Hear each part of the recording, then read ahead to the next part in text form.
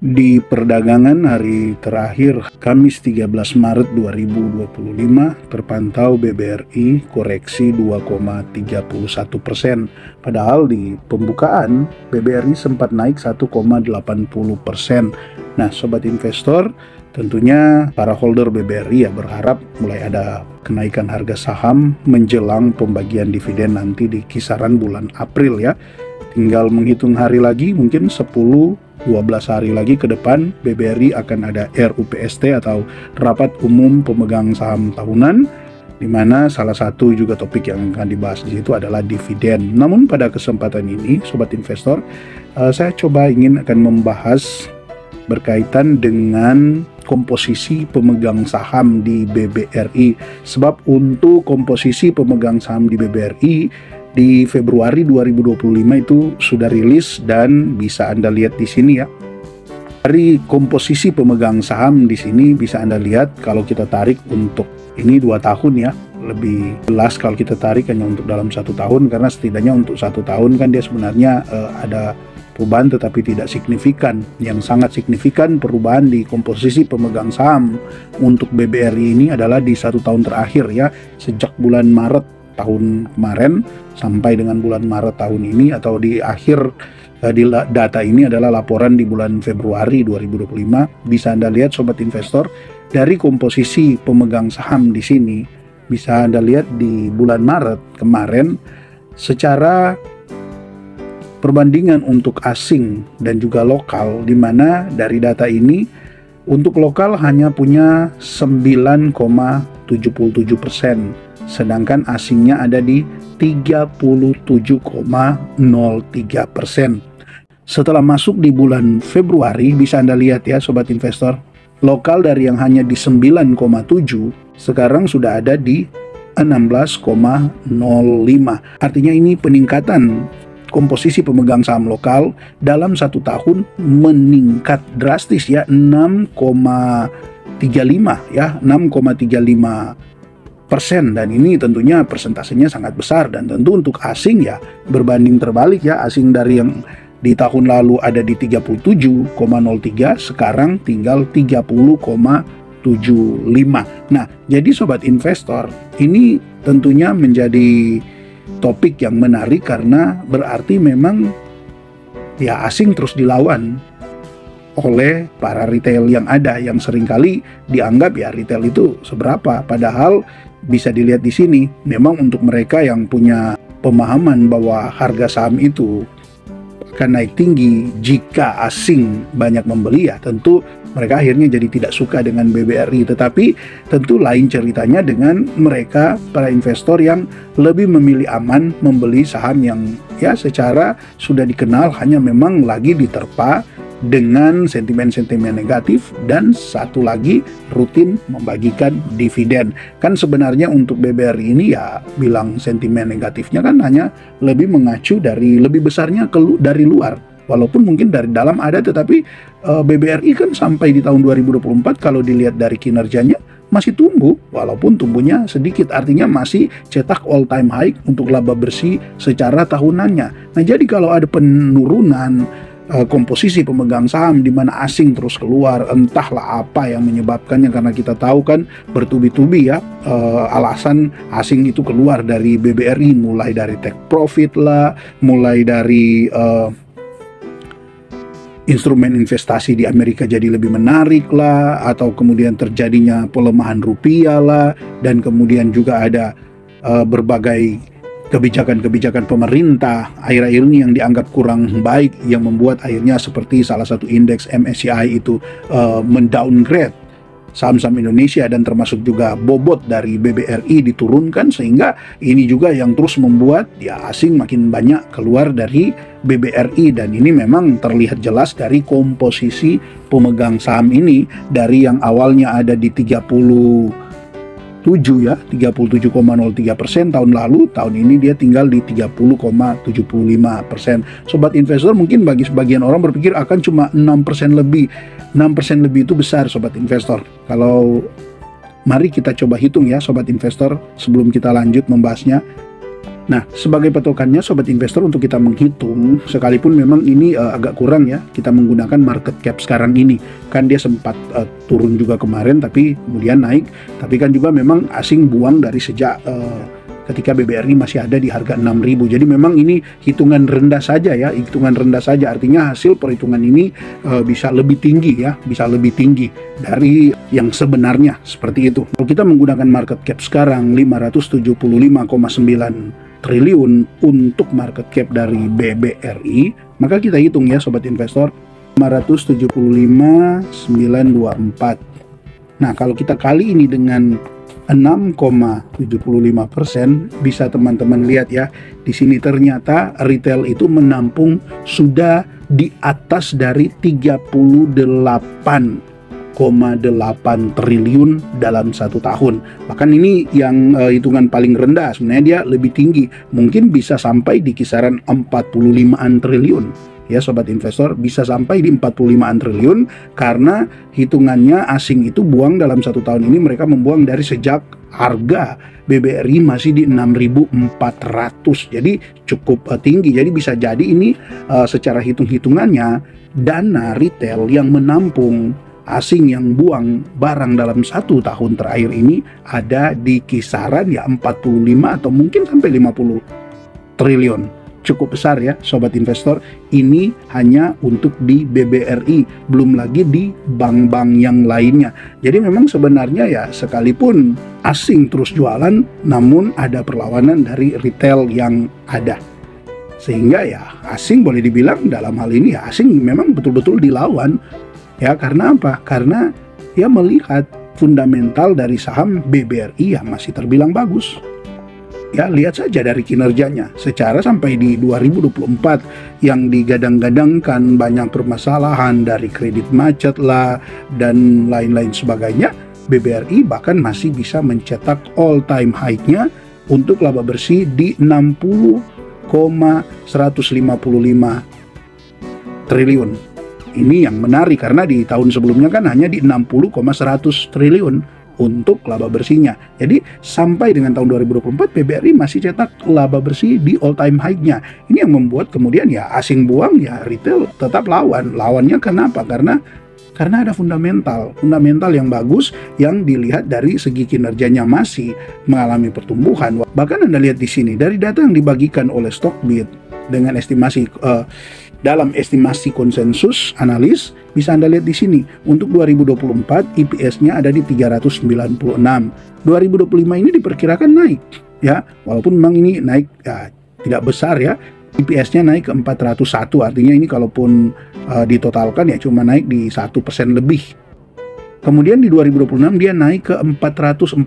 Ini estimasi ya yang dibuat oleh analis. Nah, jadi kalau di 2026 diprediksi dia akan naik di kisaran ya hampir 10%, 8-9%. Jadi berpatokan saja dari estimasi konsensus dari analis ini sebenarnya kan menunjukkan bahwa BBRI itu secara prospek ke depan masih cukup bagus dengan kinerja yang masih capai all time high, walaupun pertumbuhannya sudah kecil, bahkan sempat mungkin boleh dibilang stagnan karena peningkatannya sangat kecil, tetapi paling tidak masih meningkat ya. Itu yang membuat bagi saya sih itu alasan kenapa BBRI masih menjadi menarik bagi para retail. Belum lagi ketika berbicara tentang harga sahamnya sekarang yang sudah ada di kategori yang sangat murah.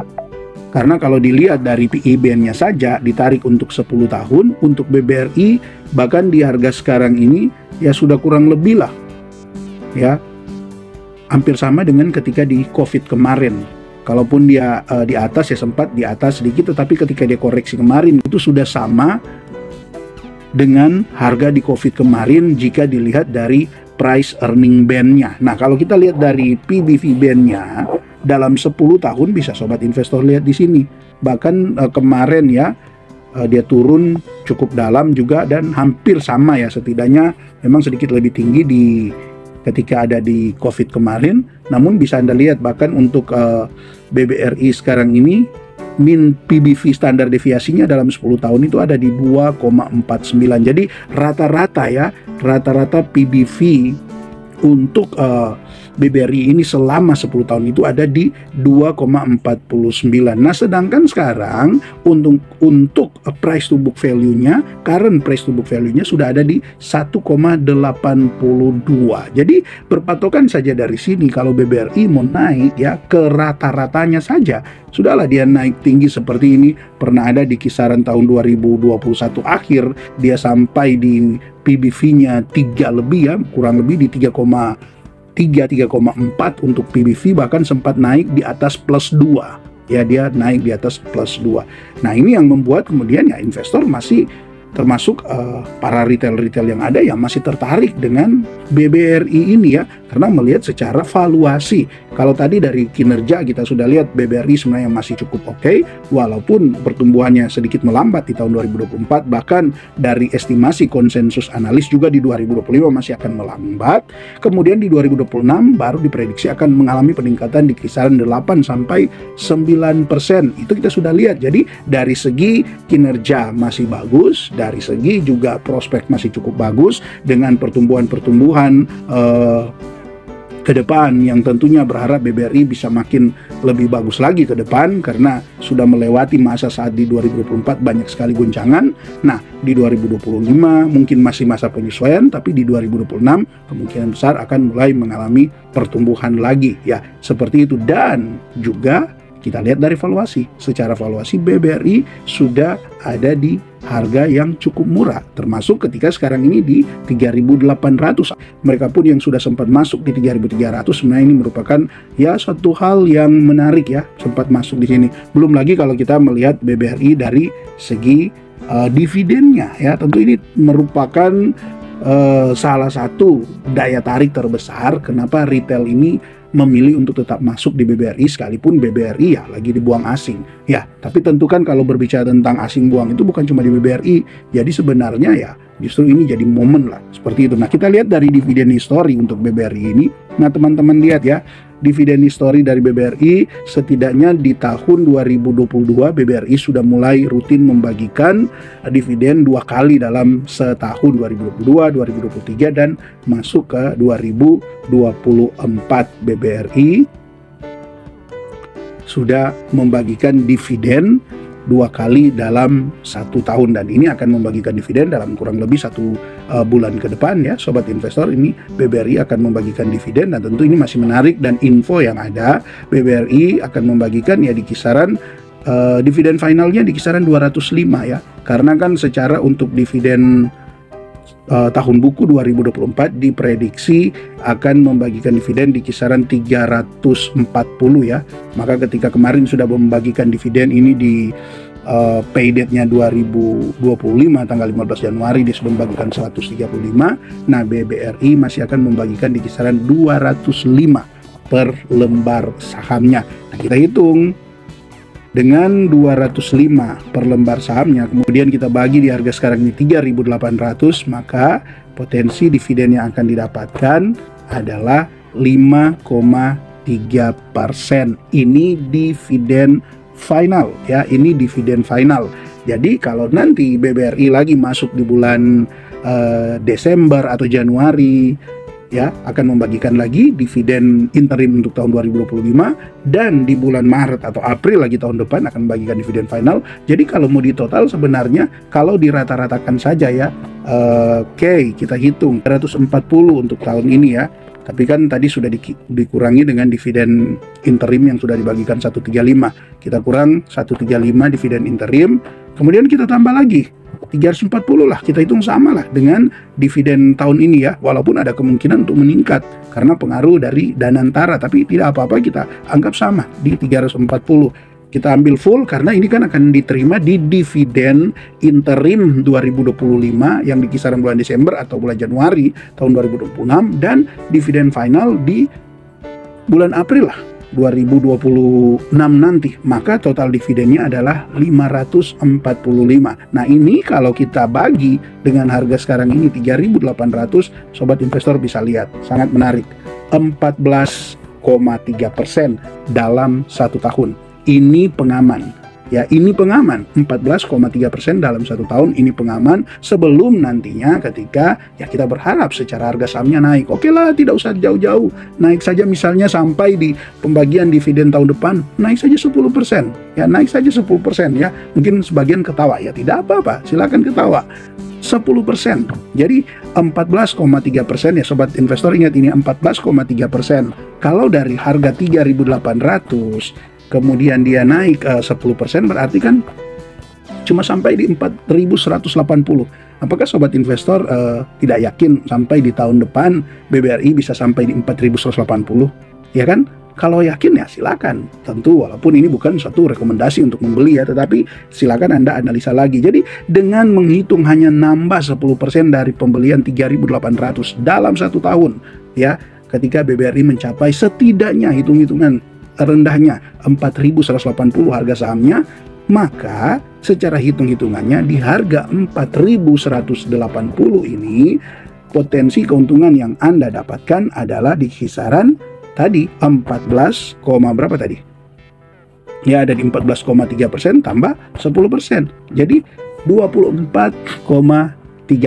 Jadi sobat investor, kalau ini diuangkan ya, kalau ini diuangkan, seandainya Anda membeli BBRI di harga sekarang ini dan menyimpannya dalam 1 tahun dan akhirnya hitung-hitungan ini jadi benar ya, artinya pun bisa salah kan hitung-hitungan ini karena tergantung market, tetapi kan potensinya ada ya, apalagi hanya sampai di 4.180 untuk harga sahamnya. Jadi kalau Anda membeli dengan total uang 100 juta, maka bisa sobat investor hitung dalam 1 tahun dia bisa bertambah 24,3% ya, maka uangnya sudah menjadi 124.300.000, artinya bertambah 24.300.000 hanya dalam 1 tahun ya. Memang ini hanya hitung-hitungan ya sobat investor, bisa jadi salah, bisa jadi benar naiknya 24,3% ini, ataupun sebenarnya bisa jadi lebih tinggi dari ini, karena kan tadi patokan harga kita hanya sampai di 4.180 ya. Bagaimana kalau dia sampai di 4.500, 5.000 atau 6.000 ya, siapa yang tahu ya. Itu kan kita cuma mengambil hitungan terendahnya saja. Oke, jadi sobat investor, kita kembali lagi ke komposisi pemegang saham ini, maka bisa sobat investor lihat ya, dengan meningkatnya kepemilikan retail dari yang hanya 9,7% menjadi 16,05%. Kalau saya sendiri ini sejalan dengan apa yang disampaikan Direktur BBRI, yang memang dia berharap untuk BBRI ini tidak dikuasai asing. Ya, dia berharap BBRI tidak dikuasai asing. Walaupun memang untuk transisi ini, saya sebut transisi ini, ya boleh dibilang tentu tidak dalam waktu yang singkat.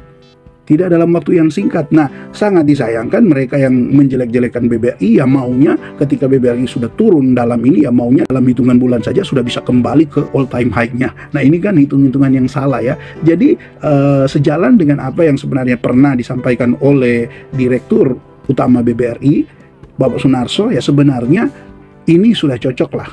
Artinya asing sudah mulai tidak mendominasi lagi BBRI, walaupun memang kan sampai sekarang kepemilikannya masih cukup besar ya, 30% loh sobat investor, ya masih 30%.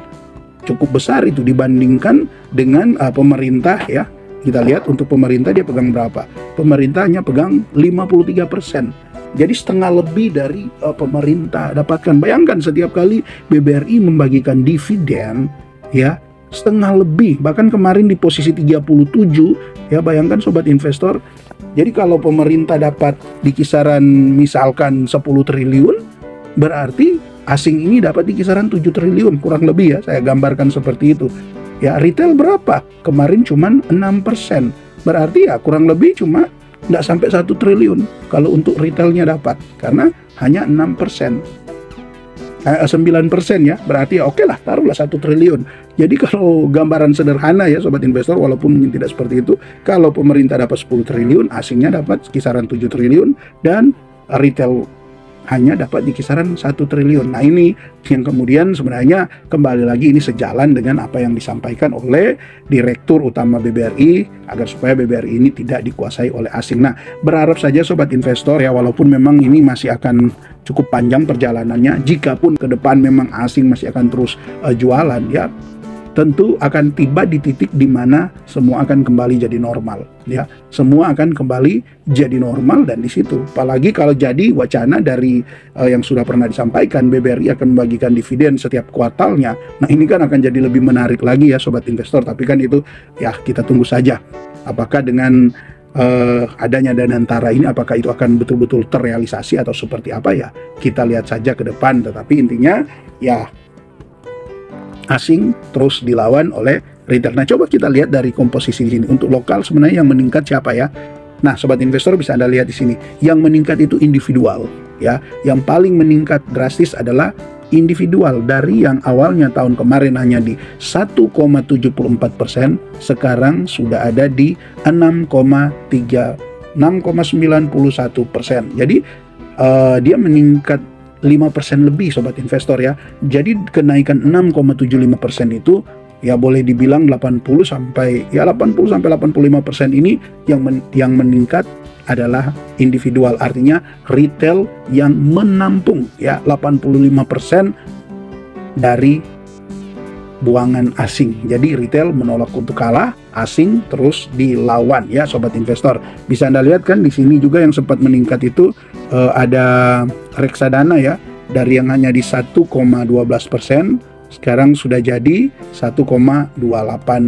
Kemudian ada juga asuransi ya, yang meningkat ini dari 2,12% sekarang menjadi 2,54%. Walaupun asuransi ini juga sempat menurun ya, karena kemarin pernah ada di 2,77% di bulan Desember, sekarang tinggal 2,54%. Jadi ya ada jualan juga ternyata untuk lokal ya, lebih lagi untuk asuransi ini ya sobat investor. Nah, tapi itulah setidaknya gambarannya. Untuk Anda yang melihat atau mengikuti pembahasan ini ya silakan Anda jadikan mungkin ini bahan pertimbangan untuk Anda, apakah memang Anda mau terus hold BBRI ataupun mungkin Anda mau tambah akumulasi lagi ataupun jual, ya semua kembali kepada Anda sendiri. Ini bukan rekomendasi, hanya berbagi informasi. Oke, jika Anda punya tanggapan, saran, kritik pun untuk topik ini, bahkan jika ada informasi-informasi terbaru berkaitan dengan BBRI, silakan Anda tuliskan di kolom komentar. Dan terima kasih untuk Anda yang terus mendukung channel ini.